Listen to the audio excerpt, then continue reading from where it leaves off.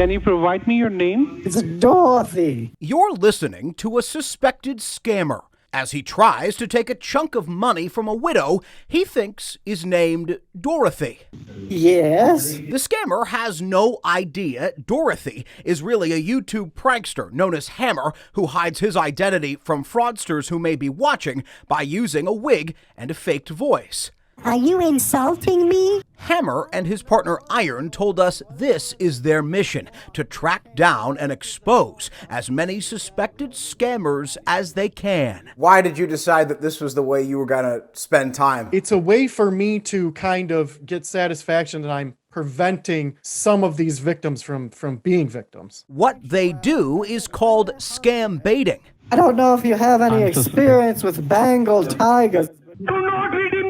It's part entertainment, part online crusade, and videos like these have exploded on the internet, racking up millions of views. Some of the clips we came across, but the whole thing is a scam, managed to trace scam calls back to their origin, hacking into their security cameras. I can. Others string scammers along, access their files, and delete thousands of customer documents from their computers.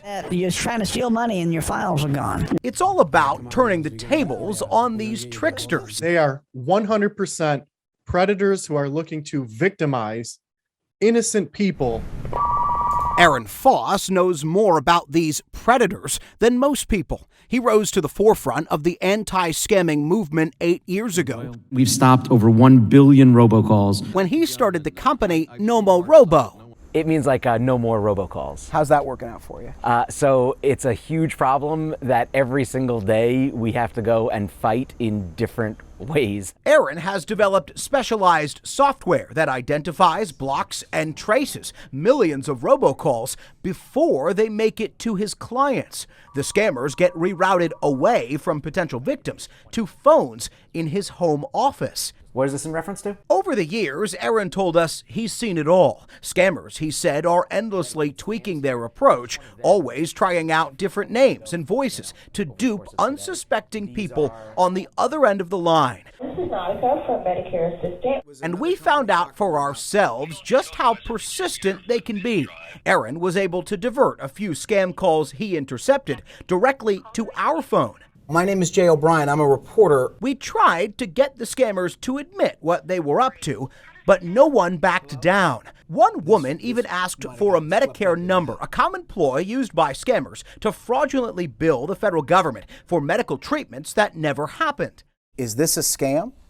I don't know why would you imagine this is a scam or anything. Of course, it was a scam, and the impact on innocent victims can be devastating.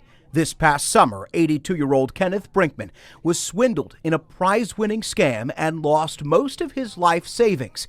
His family said the shame caused him to take his own life. He was convinced he was going to win all this money, and the two things that he said he was going to do was help his kids and give to his church. Because everybody looks and says it could never be me. These guys will try everything that they can to get you to pick up the phone.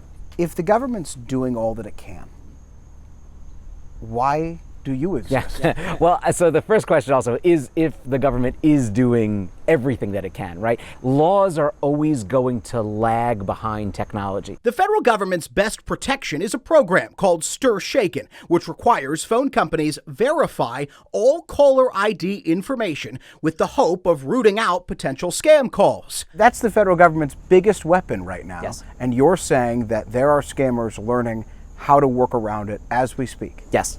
That's startling. Yes.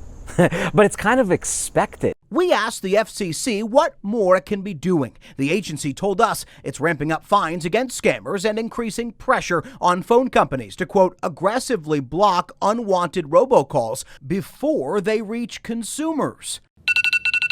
But we learned one of the ways scammers are working around that pressure is by dramatically increasing the volume of calls. I just need to ask you a few quick questions to see if you qualify. This one was recorded. Aaron showed us a batch of 25 different robocalls that all went out to potential victims in the same second, just while we were talking with him. When it comes to voice and text scams and spam, it is wide open. There is no protection on our phones right now. For now, that means the best protection against this scourge of scam calls may come from the kinds of people we met. Hello. Determined citizens doing whatever they can to slow these cons down. It's never going to get solved, right? But the thing is, we have to do something, right? Everything that we do makes the criminals work harder.